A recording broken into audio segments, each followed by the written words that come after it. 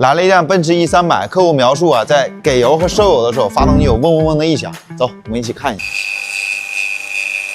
你看，它这个有可能是发电机前面那个单向轮响，也有可能里头遭影响。所以说，下一步我们需要把这个发电机拆下来，进一步进行检查。哎呀，发电机终于拆下来了，来，我们一起来看一看。其实根本原因啊，就是这个单向轮坏了。这个单向轮里头这个轴承碎了之后啊，在转的时候它就不同心了，往一边倒。转的过程当中啊，它就会和这个壳体啊进行摩擦。可以看到啊，这个单向轮和这个壳体已经磨出了一道深深的沟。这样的话，在行驶的时候啊，在几千的这种转速之下，就会发这种滋滋滋的声音。另外啊，轴承碎了之后，开起来就会有嗡嗡嗡、轰隆轰隆的异响。那么像这种情况啊，放在厂家是直接更换整个这个发电机，但是在小旭者啊是本着能修不换的原则，必须要降低客户的用车成本。所以说，先给他换一个这个单向轮，虽然里头这个轴转起来也轻微有点这个变形，但是我觉得我们还是要尝试一下，把轮先换上去，一会儿我们再来试车看看。